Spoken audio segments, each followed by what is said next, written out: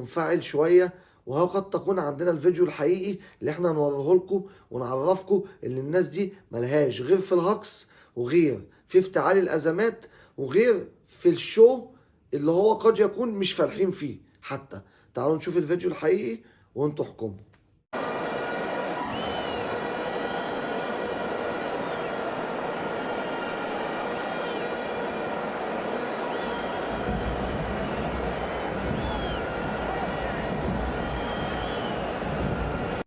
وبعد ما شفتوا الفيديو كان بيقول له ايه في الاخر؟